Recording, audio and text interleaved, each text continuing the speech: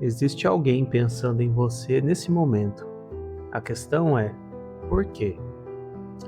Existe um experimento mental que eu quero que você faça agora. Pense nas últimas 10 pessoas com quem você interagiu.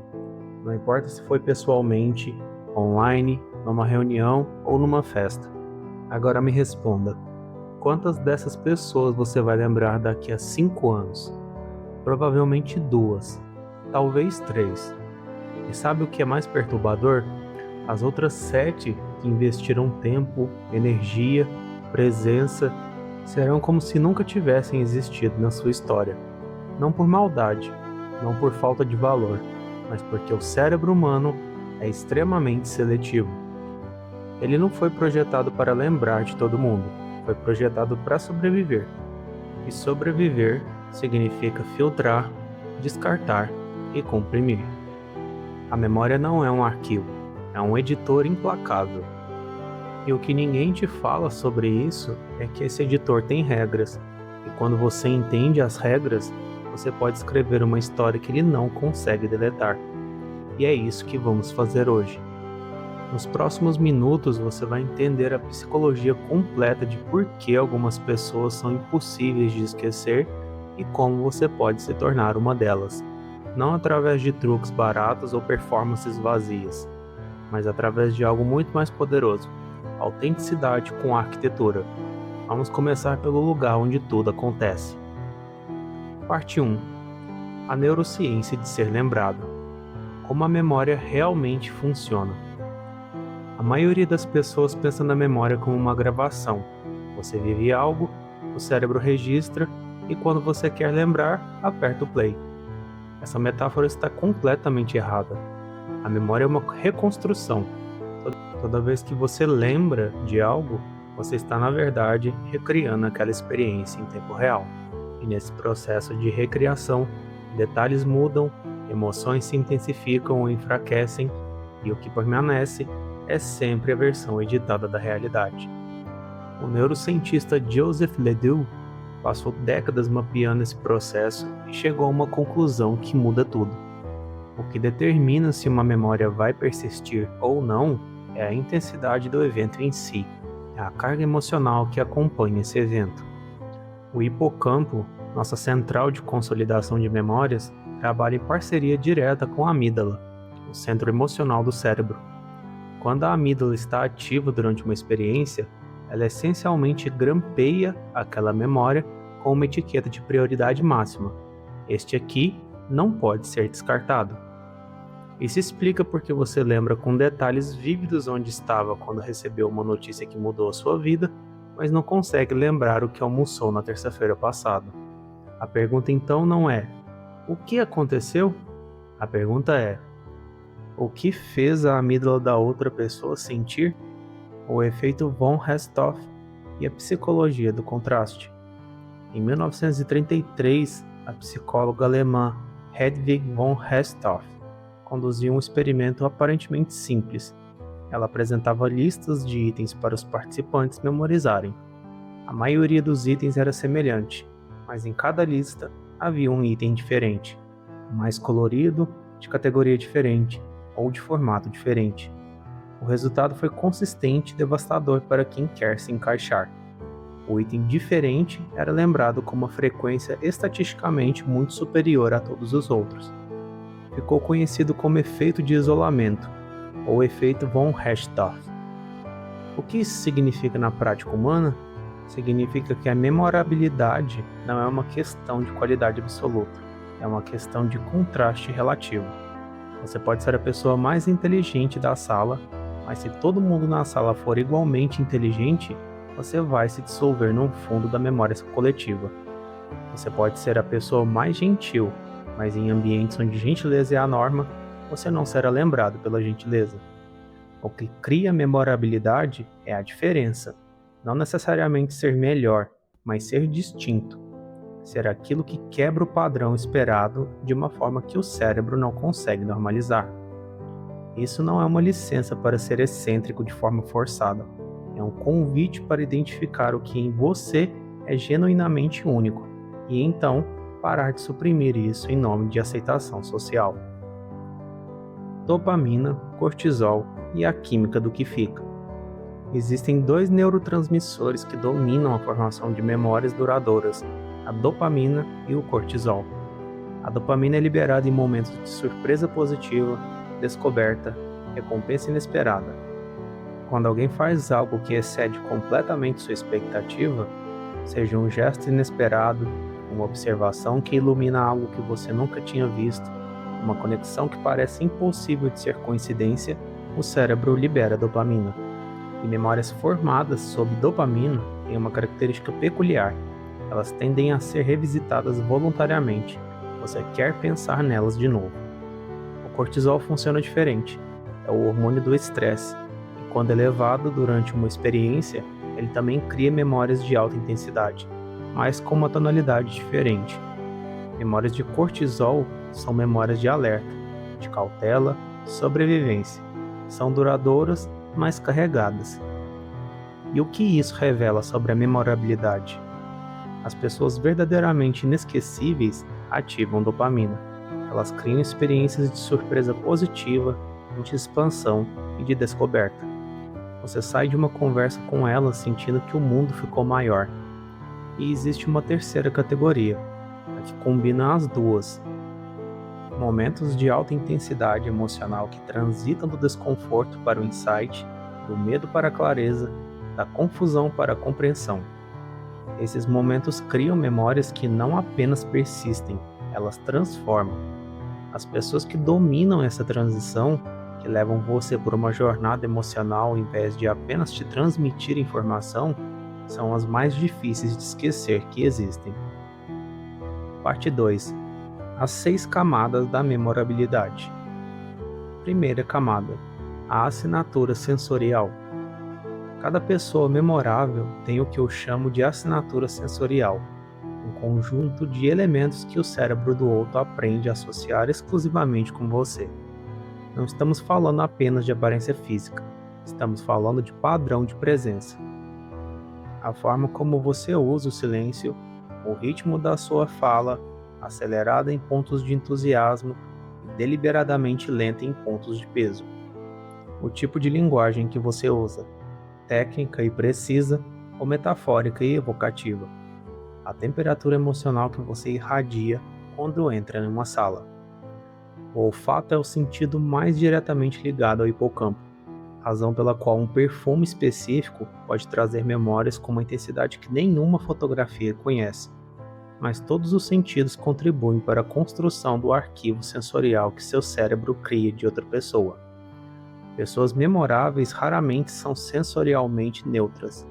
Elas não se dissolvem no ruído do ambiente. Têm presença física e energética que o sistema nervoso do outro registra, mesmo que a mente consciente não processe isso imediatamente. A pergunta prática aqui é: qual é a sua assinatura? Não o que você gostaria que fosse, o que ela realmente é, o que as pessoas sentem quando estão na sua presença. Segunda camada, a especificidade radical. Existe uma ilusão comum sobre memorabilidade, a de que ser agradável com todo mundo cria conexões duradouras. A psicologia diz o contrário.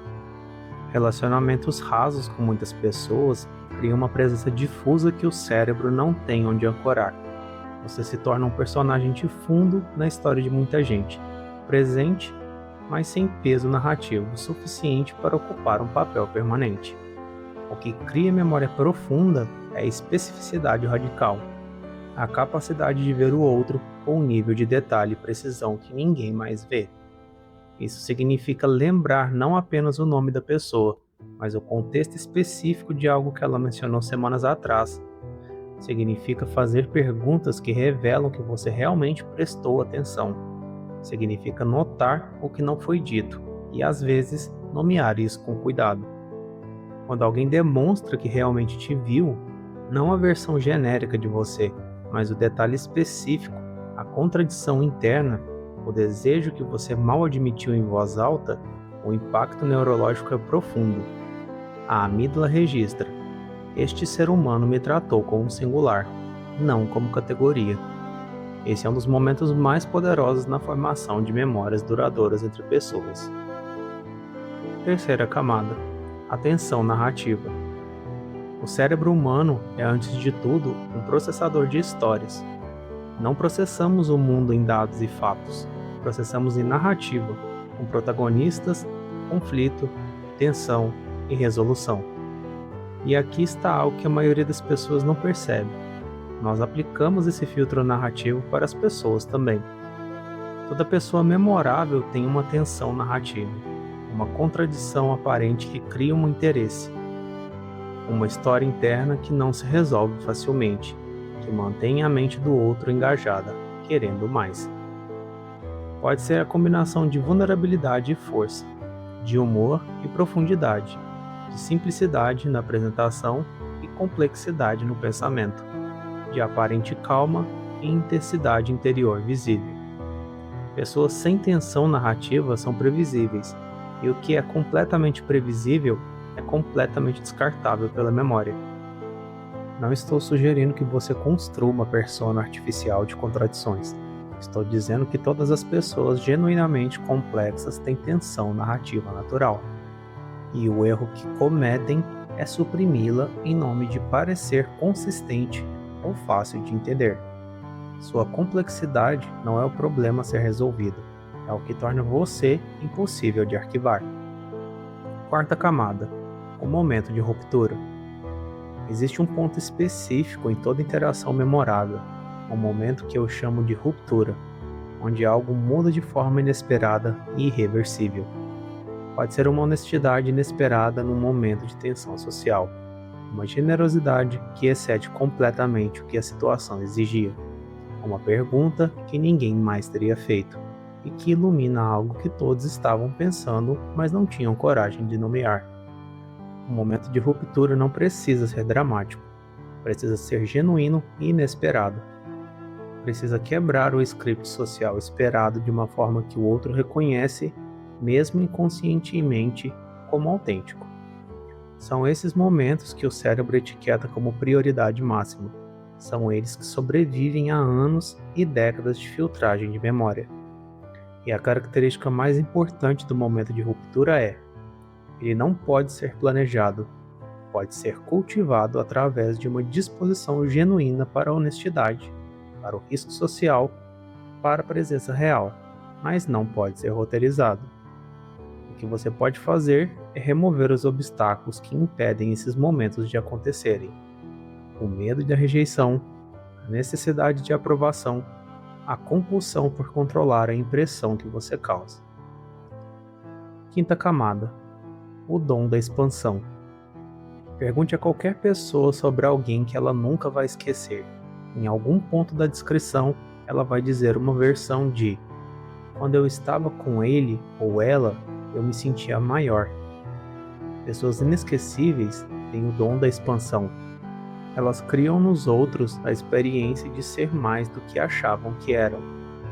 Isso pode acontecer através de uma crença genuína e expressa no potencial do outro, através de perguntas que abrem perspectiva que o outro nunca havia considerado, através de recusa de aceitar a versão limitada que a pessoa tem de si mesma e de enxergar, em vez disso, o que ela poderia se tornar. Não é lisonja, não é validação vazia. É algo muito mais preciso e poderoso.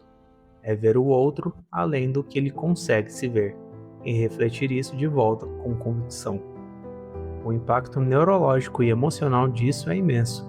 Você não apenas cria uma memória, você se torna parte da história que a pessoa conta sobre como ela se tornou quem é. Sexta camada: o eco temporal.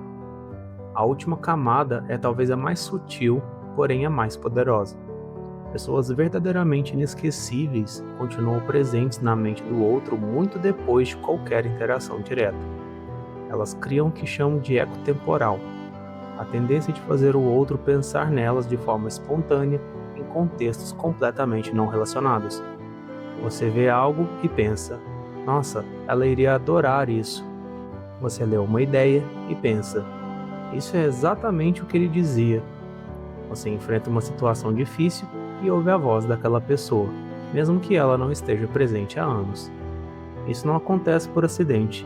Acontece quando uma pessoa deixa em você uma perspectiva tão distinta e tão sua que ela se torna uma lente através da qual você vê o mundo. Não é sobre quanto tempo você passa com alguém, é sobre a profundidade do que é compartilhado quando vocês estão juntos. Parte 3. Estudos de caso, os anatomicamente inesquecíveis. O caso de Leonardo da Vinci. Leonardo da Vinci morreu em 1519, mais de 500 anos depois. Ele é uma das figuras mais lembradas da história humana. Mas por quê? Não foi apenas pelo talento. A história está cheia de pessoas talentosas que ninguém lembra. Foi pela arquitetura específica de sua presença no mundo. Leonardo tinha o que poderíamos chamar de curiosidade sem fronteiras, uma recusa genuína de aceitar que qualquer campo de conhecimento era irrelevante para qualquer outro. Ele estudava anatomia para pintar melhor, estudava hidrologia para entender movimento, estudava aves para projetar máquinas voadoras. Essa integração radical de domínios criou uma tensão narrativa permanente. Como pode uma pessoa ser simultaneamente isso tudo? O cérebro não consegue arquivar alguém assim sob uma categoria única, e o que não cabe numa categoria fica em circulação ativa na memória. Além disso, Leonardo deixava coisas inacabadas de forma estrategicamente perturbadora, como por exemplo, a adoração dos magos, o anjo encarnado, décadas de cadernos com projetos que nunca foram completados. Incompleto cria tensão, tensão cria memória. É o que os psicólogos chamam de efeito Zeigarnik, a tendência do cérebro de lembrar tarefas inacabadas com muito mais intensidade do que as concluídas. O caso de Maya Angelou. Maya Angelou era poetisa, ativista, memorista, professora, atriz e cantora. Mas o que tornava a sua presença inesquecível não era a lista de realizações, era a forma como ela ocupava o espaço de uma conversa. Relatos de pessoas que a conheceram convergem em um ponto.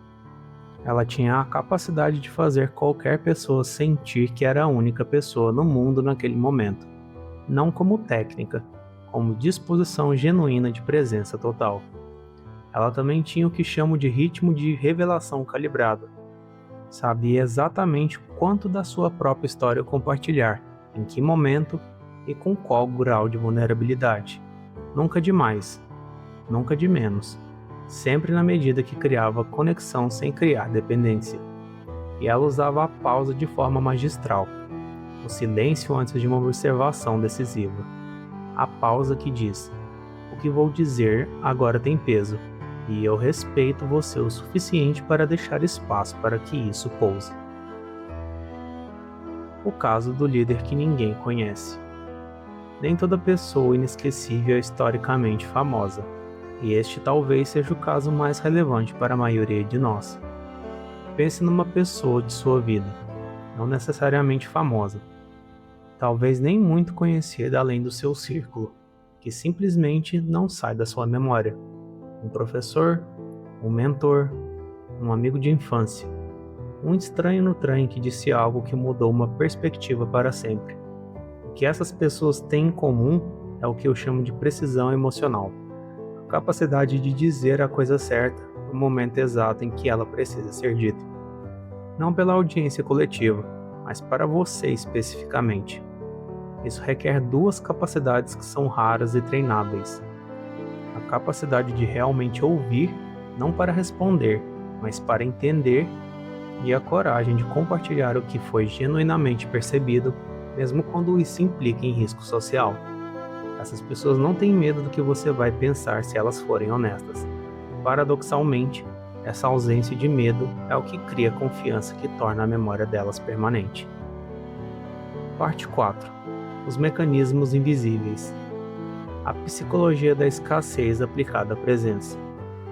Robert Cialdini documentou amplamente como a escassez aumenta o valor percebido de objetos e oportunidades. O mesmo princípio opera de forma poderosa na memorabilidade humana.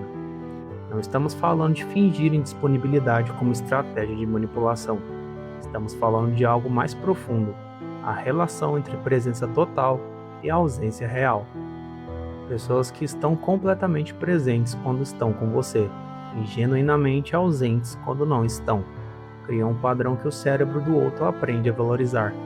Cada momento de acesso real tem peso, porque é real.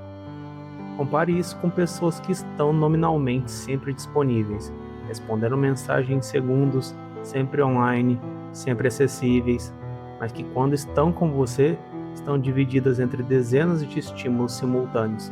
Essa presença diluída é, paradoxalmente, uma forma de ausência constante. A escassez que cria memorabilidade não é logística, é qualitativa. É a raridade da presença genuína numa época de atenção fragmentada. O papel do mistério calibrado. O cérebro humano tem uma compulsão por completude. Quando uma história não termina, quando uma pergunta não é respondida, quando uma pessoa não é completamente explicável, o processamento continua, e o que continua sendo processado continua sendo lembrado. Isso eu chamo de mistério calibrado, não a obscuridade aleatória, mas a arte de deixar algumas dimensões de si mesmo sempre em aberto, não como engano, como respeito pela complexidade real de qualquer ser humano. A maioria das pessoas comete o erro oposto. Na ansiedade de ser aceita, revela tudo sobre si mesmo o mais rápido possível, torna-se completamente explicável, e o que é completamente explicável perde o interesse que mantém a memória ativa. Mistério calibrado não significa ser frio ou inacessível, significa ter uma profundidade que não cabe numa conversa, numa apresentação ou num perfil. Significa que cada nova interação revela algo que não estava visível antes, e isso cria uma expectativa de continuação que por si só é uma forma de memorabilidade. Congruência entre ser e parecer. Existe uma distinção crítica que separa pessoas genuinamente inesquecíveis de pessoas que tentam ser inesquecíveis: a congruência. O sistema nervoso humano é extraordinariamente sensível a incongruências entre o que alguém diz, faz, sente e comunica não verbalmente. Décadas de pesquisa em comunicação não verbal de Paul Ekman e Albert Mehrabian convergem numa conclusão: quando o que você fala e o que o seu corpo comunica estão em conflitos, o corpo sempre vence na percepção do outro.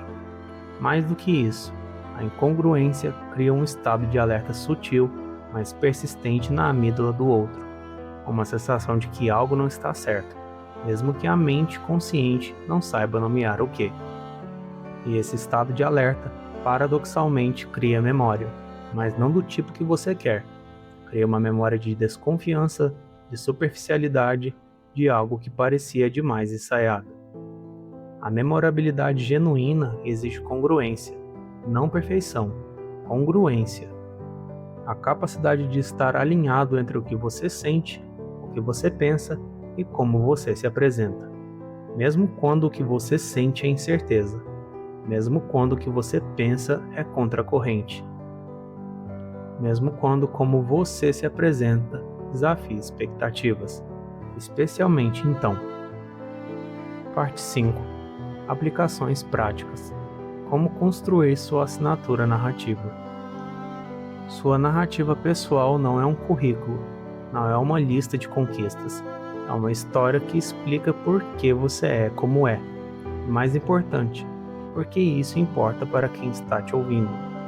Uma assinatura narrativa eficaz tem 3 elementos: uma origem que humaniza, uma transformação que cria identificação e uma direção que inspira. A origem não precisa ser dramática, precisa ser específica, o detalhe concreto que só você tem, que só você viveu exatamente dessa forma. A transformação não precisa ser um milagre, precisa mostrar que você chegou a alguma coisa através de algo, não apenas que você tem certas qualidades. E a direção precisa ser genuína, o para onde você está indo que faz a pessoa querer ver como essa história continua.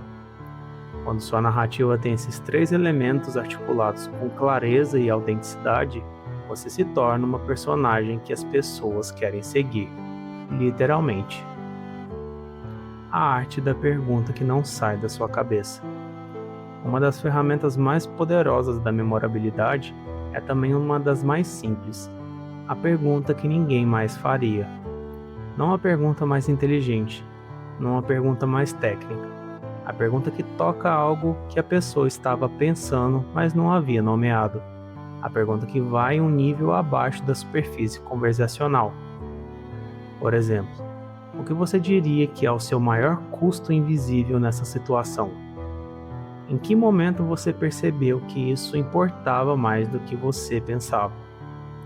O que você teria feito diferente se soubesse que não poderia errar? Perguntas assim criam dois efeitos simultâneos. Demonstram que você realmente ouviu, especificidade radical em ação, e abrem em quem responde um processo reflexivo que continuará depois que a conversa terminar. E toda vez que isso acontecer, toda vez que aquela reflexão surgir de novo, você estará presente na mente da pessoa. Presença total como tecnologia. Em 1969, o psicólogo Charles Sturt foi um dos primeiros a documentar o que hoje chamamos de presença parcial, o estado em que o corpo está num lugar enquanto a mente está em outro. Na era da hiperconectividade, presença parcial se tornou o estado padrão da experiência humana. A maioria das pessoas nunca está completamente onde está. Há sempre uma notificação, um pensamento sobre o que disse ontem, uma preocupação sobre o que pode acontecer amanhã. Isso significa que presença total, estar completamente e genuinamente aqui, agora, com essa pessoa específica, se tornou extraordinariamente rara. E o que é extraordinariamente raro, como dito, é extraordinariamente memorável. Presença total não é a qualidade mística, é uma prática. É a decisão ativa de, por um período de tempo, tratar essa pessoa como a única coisa que existe. Não porque você não tem outras prioridades, mas porque você decide que ela merece isso agora. O impacto disso na memória do outro é desproporcional ao esforço que exige, porque o que o outro registra não é apenas o que foi dito, é como foi sentido estar na sua presença. E a resposta a como foi raramente é racional, é visceral, emocional e neurológica. Parte final. O legado que você deixa em vida. Chegamos ao fim, mas quero que você saia com a ideia de que vai continuar trabalhando em você muito depois que esse vídeo acabar. A memorabilidade não é sobre impressionar, é sobre importar. Existe uma diferença fundamental entre esses dois estados. Impressionar é performático, é projetado para fora, em direção à aprovação do outro. Importar é relacional, é o que acontece quando você genuinamente contribui para a história de outra pessoa. Você pode impressionar 1000 pessoas e não ser lembrado por nenhuma delas daqui a 5 anos. Ou pode importar de verdade para 10 pessoas e se tornar parte permanente de como elas enxergam o mundo. Tudo o que exploramos hoje, a neurociência da emoção e da memória, o efeito von Herstoff, as 6 camadas da memorabilidade, os estudos de caso, os mecanismos invisíveis, apontam para a mesma direção. Ser inesquecível não é sobre ter mais, é sobre ser mais completamente o que você já é. Sua distinção genuína, sua atenção narrativa real, sua capacidade de estar presente, sua coragem de fazer a pergunta que importa, sua disposição de ver o outro com a especificidade que ele merece. Essas coisas não exigem que você mude quem você é, exigem que você pare de esconder quem realmente é. Porque no final, o que fica na memória das pessoas não é a versão polida e segura de você. É o momento em que você foi completamente real. E completamente real é completamente inesquecível. A questão não é o que as pessoas vão te lembrar. A questão é quem você terá sido quando elas lembrarem. Por hoje é só. Se você ainda não é inscrito no canal, se inscreva, deixe o like no vídeo e até a próxima.